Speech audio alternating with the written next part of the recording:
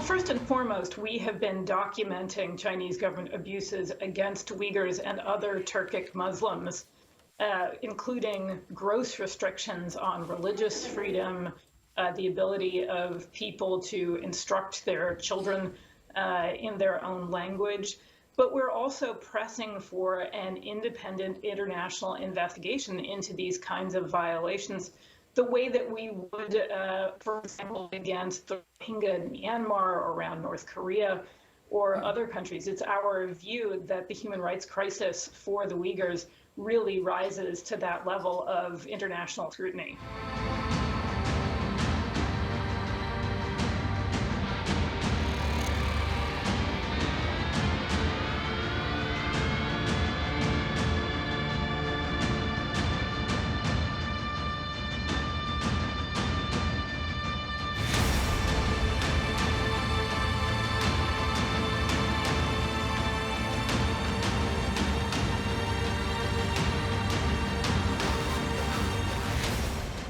I think it would be very important to see Muslim majority, the governments of Muslim majority countries, not just in Asia, but across the Middle East and North Africa too, or to see an organization like the Organization of Islamic Cooperation,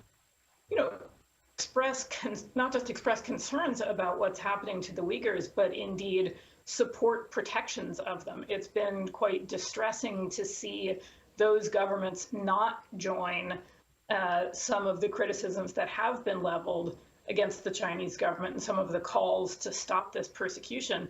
And indeed, it's been, I think, a bit distressing to see some of those governments that have large Muslim populations actually support China's position.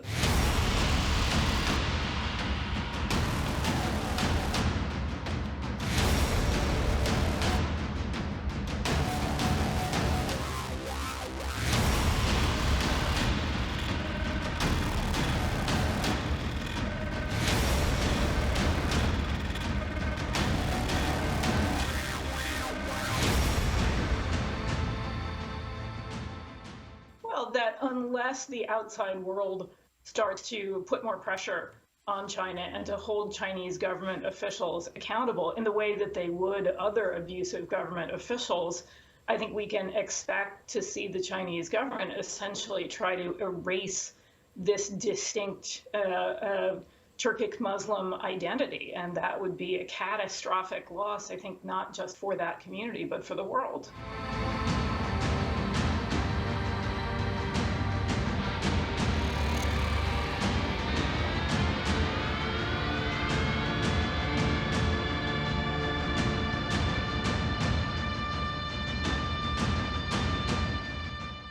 We've not only been documenting, but calling out these violations. The Chinese government likes to tell the outside world that it's very respectful of religion, but when we're able to show, the pervasive architecture of restrictions on the practice of Islam in the ways that you've just described, but also effectively the criminalization of the practice of Islam, that the Chinese government is going so far as to design apps for police that, among other things, keep track of how often people pray, and use that information as the basis of a decision to investigate people or detain them on charges of being suspicious, or the fact that studying, for example, at a university in the Middle East, for example, is now considered suspicious behavior.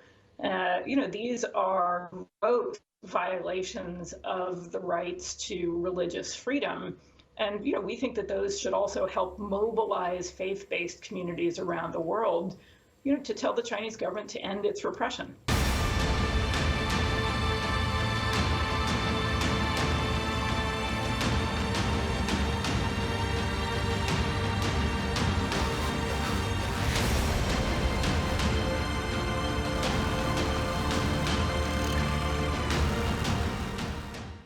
We've been listening to really appalling commentary from Chinese government officials for a long time, references to Islam as an ideological virus that needs to be eradicated, describing Uyghurs and other minority communities as rats or cockroaches or other incredibly negative terms.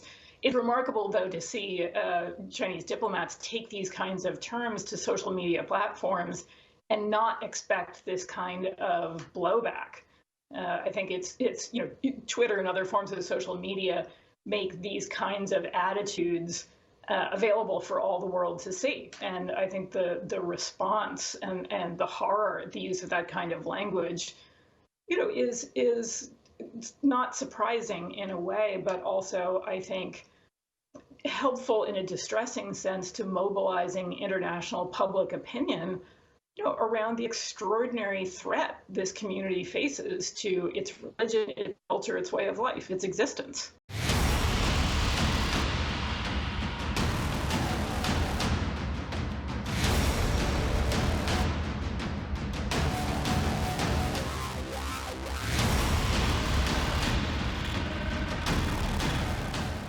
It really is urgent that as many and as diverse governments as possible support an investigation into what is happening to Uyghurs. If the Chinese government doesn't feel that kind of broad and diverse support, including from OIC member states, it will continue to push back and suggest this is just a way of Western governments ganging up on it. But I think it's incredibly important to understand, this is a precious and unique culture that dates back centuries along the Silk Road, and it is being destroyed, and time is wasting. If we don't manage to act soon as a concerned community, the Chinese government will effectively have erased this culture for good.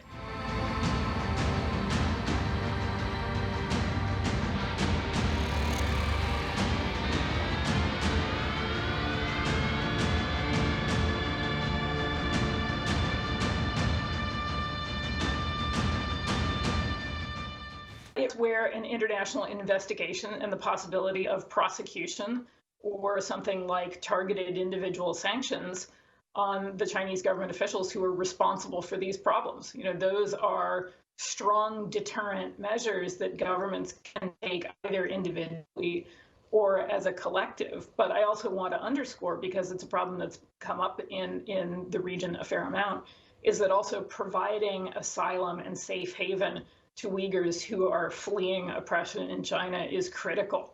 There are too many governments in the region that have just shrugged and sent Uyghurs back into a black hole.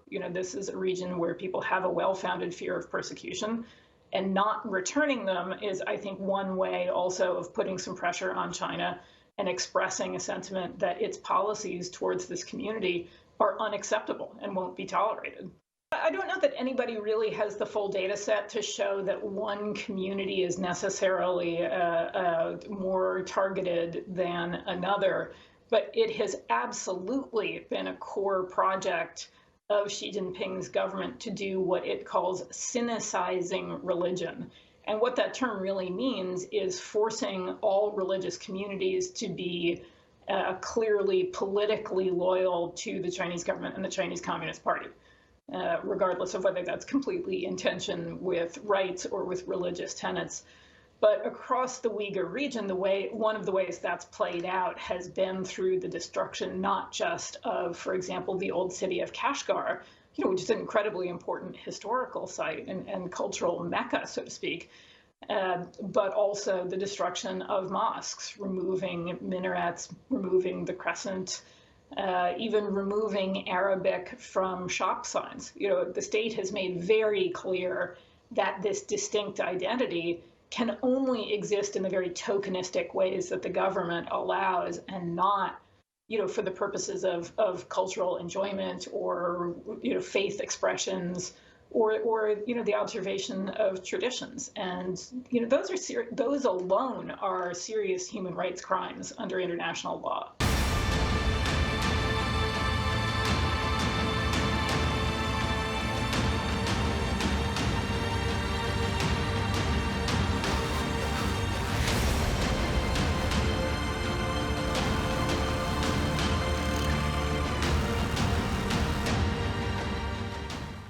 think we'll see more over the coming year as different governments, I think, are motivated by growing concerns over what's happened to the Uyghurs, by what's happening in Hong Kong, which is seriously problematic, by the fallout from COVID, or even by problematic arrangements under, for example, the Belt and Road Initiative, investments that have not turned out to be what they were promised.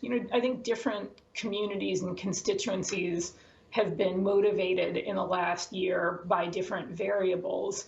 And we are starting to see, for example, support for Chinese government initiatives at the Human Rights Council get less support. And the key really for an organization like mine, but also for governments that care about these issues, is to turn that concern into constructive forms of protection for Uyghurs, but also accountability, meaning, ultimately in the longer term, investigations and potentially prosecutions for people who are responsible for human rights crimes. That's the way the world responds in other circumstances, and there is no reason the Chinese government should get a free pass simply because it's rich and powerful. No government should think of itself as being above the law.